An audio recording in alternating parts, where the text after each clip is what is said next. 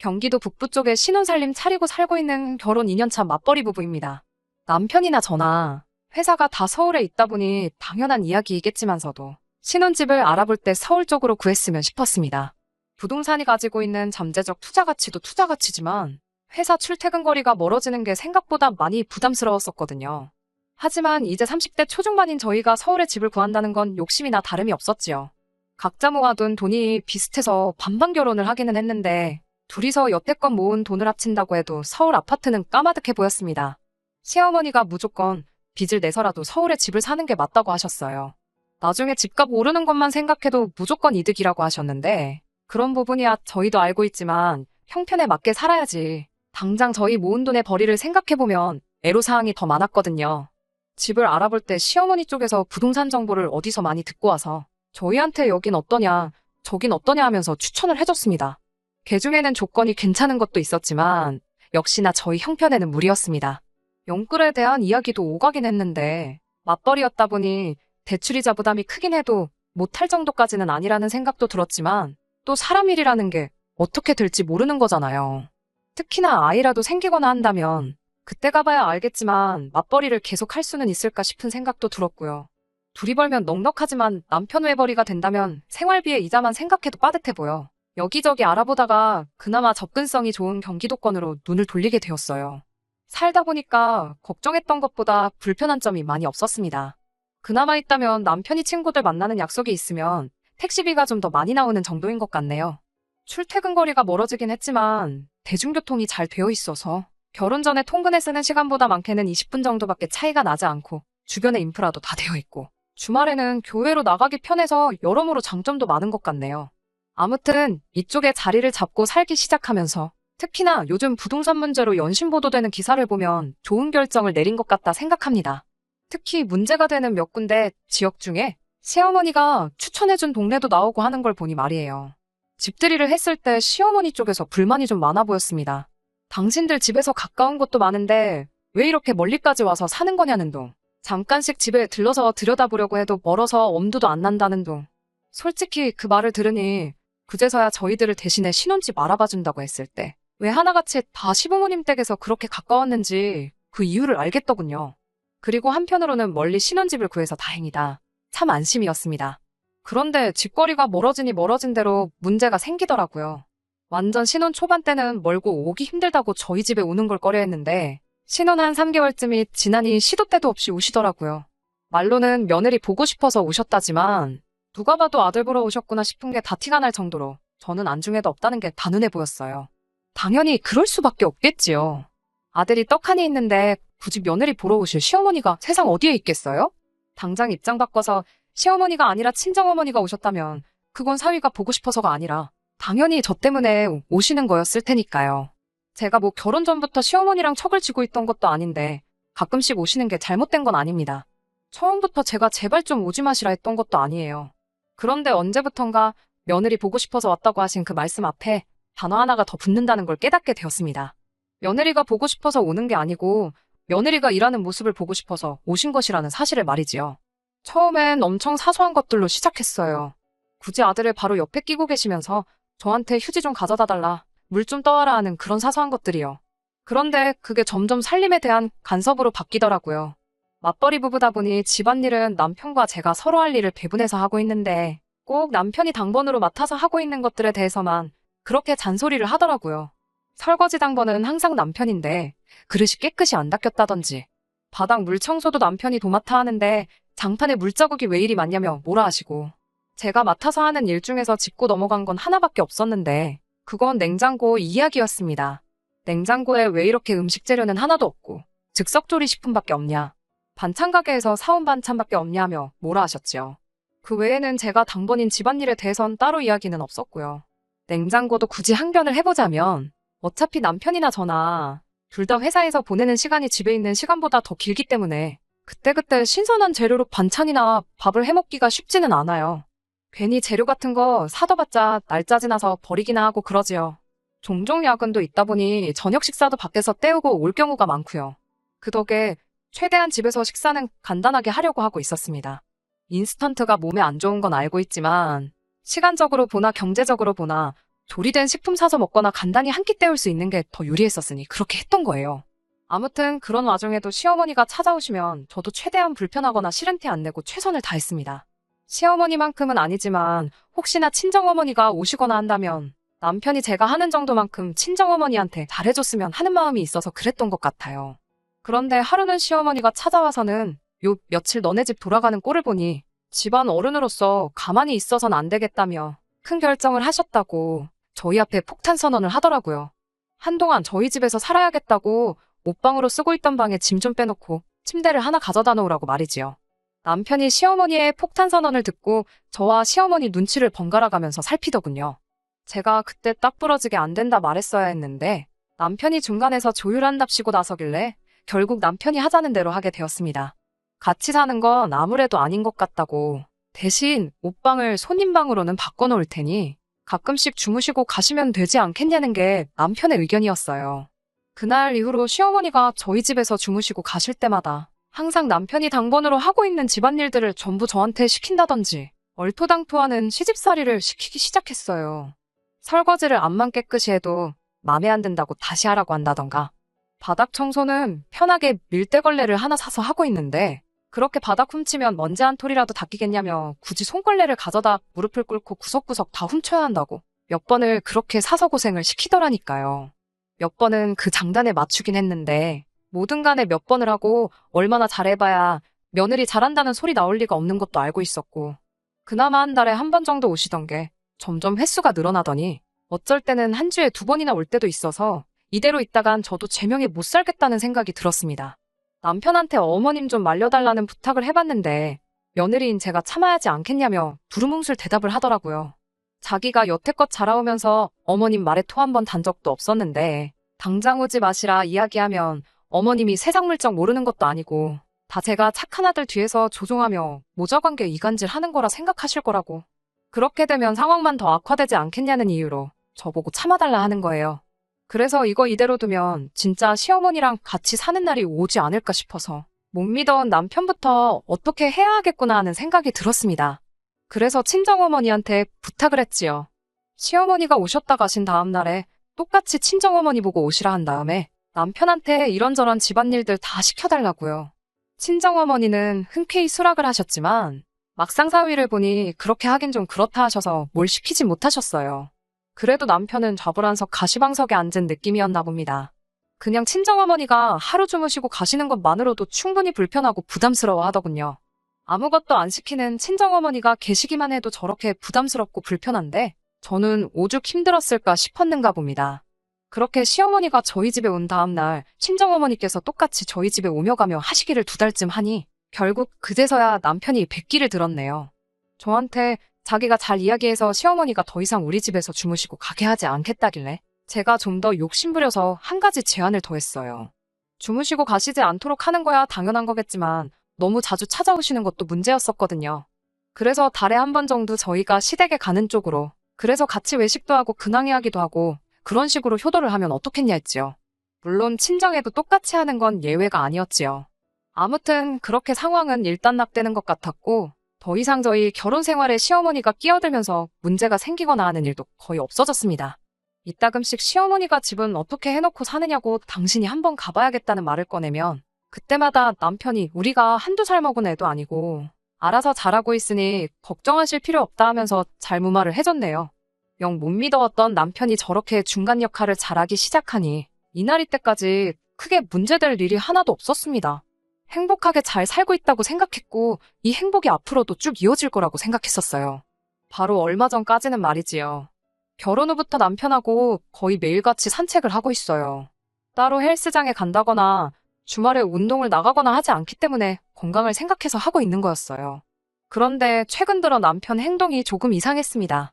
산책로가 따로 정해져 있는 건 아니고 아파트 단지 근처로 그날그날 여기저기 돌아다니는 식인데 얼마 전부터 남편이 부동산 앞에만 가면 잠시 멈칫한다거나 고개가 돌아가더라고요.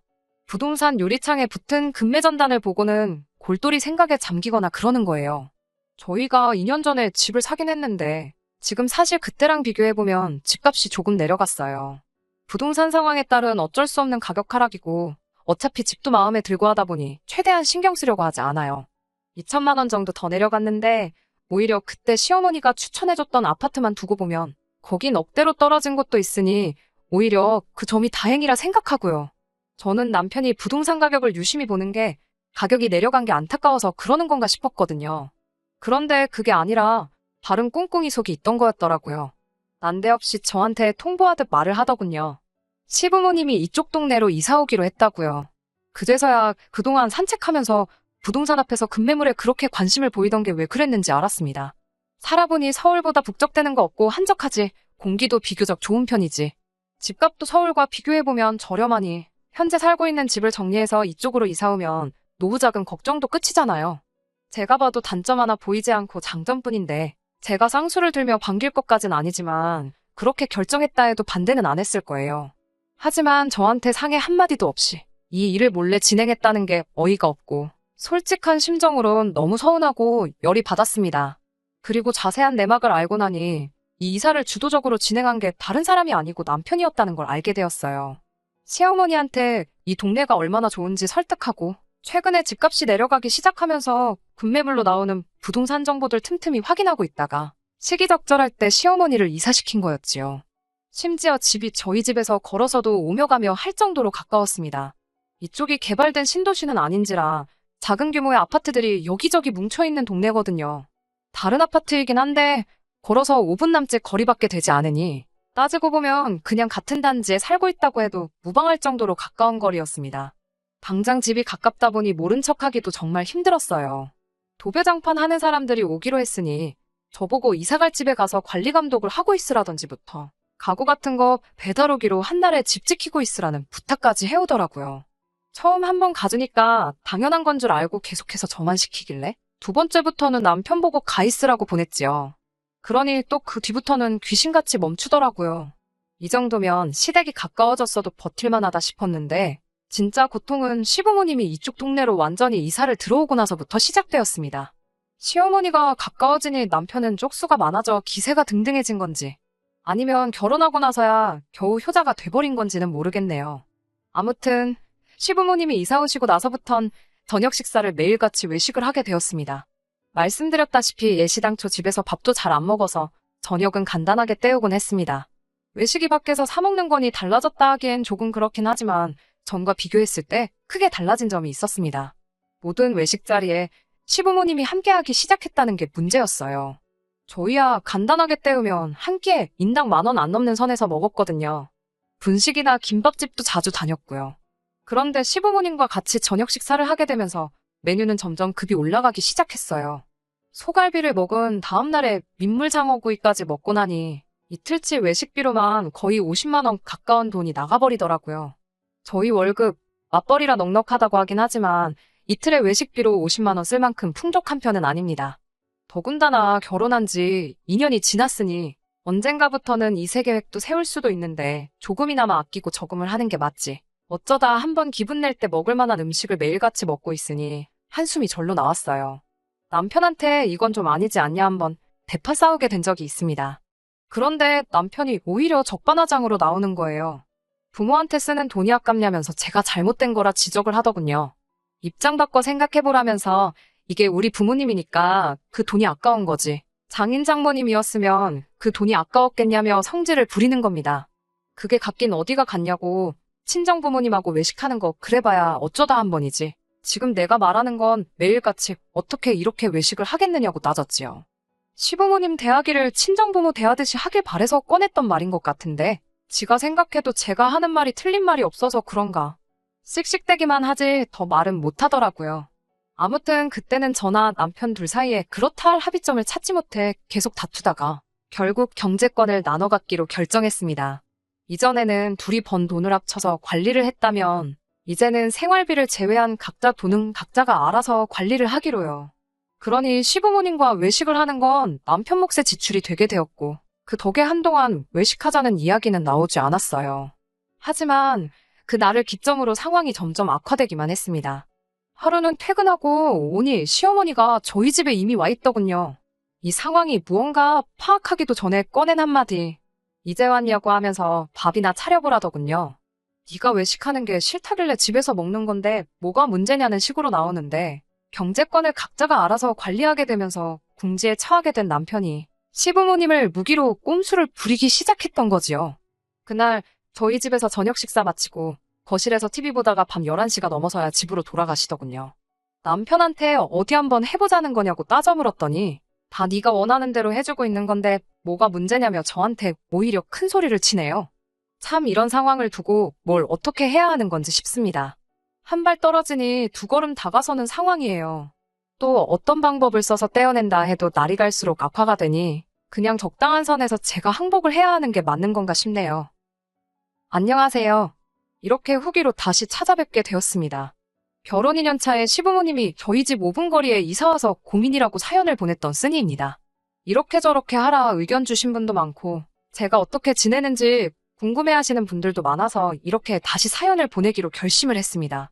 일단 먼저 결론부터 말씀을 드려보자면 남의 편 남편과는 영원한 남이 되었어요. 처음에는 저도 그냥 적당한 선에서 넘어가려고 했습니다. 시모 입장에서도 매번 며느리가 어떻게든 이겨먹으려더니 한 번 버릇을 고쳐놓겠다고 더 저러는 거 아니냐는 주변 지인들의 충고를 들었고 저도 조금 양보를 해보기로 결심을 했었거든요. 집이 가까워진 건 어쩔 수 없지만 조금만 거리 두고 매일같이 찾아와 자식들 인생에 간섭을 좀 덜 하셨다면 그냥저냥 참고 지냈을 수도 있었을 거예요. 그런데 하나를 허락하니 두 개를 원하고 기어코 제 입에서 항복했다, 졌다 소리를 듣고 싶었었나 봐요. 매일같이 찾아와 저녁 식사 차려내라 이런 것도 문제였지만 더 큰 문제는 식사 마치고도 밤 11시가 될 때까지 저희 집에서 계속 머물러 있던 거였어요. 밥 차려다 바치는 것도 스트레스인데 힘들게 일 마치고 와서 집에서 편히 쉬지도 못하고 작정하고 눈칫밥을 먹이고 있었으니 말이지요. 이 사단을 만든 게 남편인데 제가 아무리 말해봐야 남편이 제 편을 들어줄 리는 만무했지요. 그래서 처음에는 저도 포기하고 어느 정도 양보해서 남편이 원하는 조건을 들어주려고 했어요. 일종의 항복선언을 하려던 거나 마찬가지였지요. 시부모님과 가끔씩 외식해서 좋은 것도 먹으러 다니고 하자고. 시집살이를 도무지 견딜 수가 없다고 했더니 남편이 하는 말이 가관이었습니다. 이게 무슨 시집살이냐 따지더군요. 네가 시댁에 들어가 살고 있는 것도 아니고 시부모님 모시고 살고 있는 것도 아닌데 그걸 왜 시집살이라고 표현을 하냐는 거예요. 또 그 입장 바꾸는 이야기를 들먹이면서 장인 장모님이 오시면 그걸 제가 처가살이 싫다고 표현한 거나 마찬가지 아니냐는 개논리를 펼치는 겁니다. 매일같이 보는 데다가 저녁도 같이 먹지, 잠만 당신들 집에 가서 잔다고 해서 그게 시집살이가 아닌 건 아니잖아요. 그런데 남편은 끝까지 저를 엄살쟁이로 만들고 싶었던 것 같아요. 그래서 저도 더 참아선 안 되겠다 싶어서 퇴근하고 집에 가지 않고 매일같이 친정으로 향했습니다. 친정에서 시간을 보낼 수 있을 때까지 보내다 시부모님 집에 돌아갔을 쯤에서 집에 돌아왔어요. 그렇게 딱 3일을 했는데 남편이 저한테 지금 뭐 하자는 거냐고 묻더라고요. 그래서 제가 말했지요. 내가 친정에 짐 싸들고 간 것도 아니지 않냐고. 그리고 잠은 집에 돌아와서 자니까 이건 별거 하는 게 아니라고요. 시부모님 매일같이 와서 저녁 먹고 TV 보고 하는 게 좋은 것 같은데 효도가 하고 싶으면 너 혼자 하라고. 나는 너가 효도 다 하고 나서 집에 들어와 잠만 잘 거라고 한마디 했습니다. 그리고 나도 친정에 있으면서 내 부모한테 내가 직접 효도할 테니 니도 네 부모한테 그렇게 하고 싶은 효도 실컷 하라고 했어요. 그리고는 그 뒤로 매일같이 저는 퇴근 후 친정으로 향했고 잘 시간이 다 돼서야 집으로 들어가고 그랬습니다. 그런데 언젠가부터 생활비 계좌에서 돈이 조금씩 빠져나가더라고요. 어디다 쓴 건지 내역을 확인하니 동네 국밥집, 김밥집 이런 데서 9,000원, 7,000원 이렇게 긁히더라고요. 제가 딱 집으로 퇴근 안 하고 친정으로 향한 게 일주일밖에 되지 않았는데 그 사이에 남편이 시어머니한테 손절을 당한 거예요. 막상제가 없으니 집에 저녁 차려낼 사람도 없고 그런데 저녁 식사는 또 안 할 수가 없잖아요. 그 귀한 아들을 굶길 수는 없으니 말이지요. 그 덕에 밥당번이 저에서 시어머니로 바뀌어버리게 된 거지요. 그런데 그것도 하루 이틀이지 시어머니도 제가 이렇게 오랫동안 퇴근하고 집에 안 오고 친정으로 향할 줄은 몰랐던 것 같더라고요. 남편도 막상 자기 용돈 가지고 매 저녁마다 외식을 시키려니 그건 돈이 아깝다는 생각이 들었는지 집밥만 주구장창 먹자고 했던 것 같습니다. 어머님 딴에는 집에서 있는 거 대충 먹어도 되는데 막상 아들 주는 밥인데 풀떼기만 올려놓자니 미안하고 뭘 해서 차려주자니 그건 번거로워서 결국 저희 집에 매일같이 오는 발길을 끊었던 거예요. 시모한테 그렇게 손절을 당하니 남편은 저한테 숙이고 들어가기도 뭐하고 직접 차려 먹자니 할 줄 아는 것도 없으니 동네 식당 돌아다니며 혼밥하면서 지내고 있던 거고요. 일부러 불쌍한 척 하려고 제가 내역을 알 수 있는 생활비 통장 카드 가지고 결제를 했던 거네요. 그런데 막상 상황이 이렇게 되니 남편이 불쌍할 것도 없었어요. 사실 지난 2년간, 아니, 그 전에 결혼 준비할 때부터 답은 정해져 있었던 걸지도 모르겠다는 생각이 드는 겁니다. 시어머니는 애초에 처음부터 아들을 품에서 놓을 생각이 없었던 거고, 남편 또한 기회가 된다면 어머니를 모시고 살고 싶어 하는 것 같다는 생각이 딱 드는 거예요. 그러니 결국 신혼집 방 하나 뺏어서 주무시고 가시는 게 막히고 나니 구태여 집 근처까지 이사를 왔던 거지요. 그런데 그런 계획에는 전부 제가 들어있던 거였고요. 일은 일대로, 잔소리는 잔소리대로 다 저 혼자 하고 들어야 했고 효자소리는 남편이 듣는 상황이었던 거예요. 뭐 애초에 시부모 봉양 잘한다고 효부 소리 듣고 살고 싶은 생각도 없었지만 말입니다. 그런 생각을 가지고 있는 즈음인데도 남편은 시모도 없는 빈집에 계속해서 늦게 들어오는 저를 두고 사과 한마디 없이 자존심만 세우고 있더라고요. 그때 생각이 든 게 이 사람 없이도 나는 충분히 행복하게 잘 살 것 같다는 마음이었습니다. 애초에 온갖 스트레스 받아가며 혹시 또 시모가 며느리한테 수발들게 시키지 않을까 하는 걱정을 끌어안고 사는 것보다 차라리 혼자 사는 게 낫겠다는 결심이 들더라고요. 그 결심이 섰을 때 드디어 퇴근 후 친정으로 향하지 않고 집으로 곧장 들어갔습니다. 제 마음은 아무것도 알 리가 없던 효자 남편은 일찍 들어온 저를 보고 제가 이제서야 백기를 들고 항복한 거라고 생각했나 보더라고요. 그 와중에도 남편은 그러니까 생활비로 가끔씩 시부모님하고 외식도 하고 그러면 자기도 시부모님이 매일같이 집에 오지 않게 잘 이야기를 해주겠다 이딴 소리를 짓거리는 거예요. 그런 남편 면전에다 대고 그냥 시부모님 매일같이 집에 모셔서 외식을 하든 임금님 수라상을 차려주든 알아서 하라고 했어요. 나는 오늘 이혼 서류 전해주러 왔을 뿐이라고 했지요. 자신만만해 있다가 이혼 이야기에 무너지던 남편 표정이 아직도 생각이 나네요. 아무튼 그날 제 짐 챙겨 나오고 결국 이렇게 이혼하게 되었습니다. 남편을 시부모님 집으로 내쫓고 나서 제가 그 집에 있는 방법도 있었지만 굳이 5분도 안 되는 거리에서 지내고 싶지도 않았고 교통 편하다고 하긴 했지만 서울에서 출퇴근하는 것만 하겠나 싶어서 친정으로 갔지요. 이혼하는 과정에서 남편이 어머님 아버님 돌아가시면 새로 산 아파트며 서울집 팔아서 남은 돈도 상당한데 그 돈이 다 우리들 거 되는 거니 꼭 참고 살자는 거예요. 어떻게 제 마음 돌리려 설득을 할 때도 저런 시도 안 먹힐 소리를 하는지. 100세 시대라는데 앞으로 30년은 더 걸릴 이야기 가지고 생색내지 말라고 했지요. 그렇게 식모대접 받으며 30년 살다가 나중에 내 자식 며느리한테 똑같이 대리효도 받는 게 당연하다고 생각하는 똑같은 사람 될 생각 없다 했습니다. 무슨 말을 해도 내 마음을 다시 돌릴 생각 없으니 변호사 선임해서 뜯어낼 수 있는 거 전부 다 뜯어내. 얼마 되도 않는 재산이나마 싹 다 털어가 버리기 전에 깔끔하게 이혼하자고 해서 결국 이혼하게 되었습니다. 그렇게 된 지가 벌써 3개월이 지났는데 후회는 남지 않고 여전히 잘 내린 결정이라는 생각이 드네요. 사람 일이 어떻게 될지 모르니 제가 앞으로 다른 가정을 꾸릴지 평생 혼자서 지내게 될지는 모르겠네요. 하지만 적어도 제 주관 지키며 꿋꿋하게 잘 살아갈 생각입니다. 끝까지 들어주셔서 감사합니다. 오늘의 사연은 여기까지입니다. 구독과 좋아요, 알람 설정 부탁드리고 더 좋은 사연으로 다시 찾아뵙겠습니다. 감사합니다.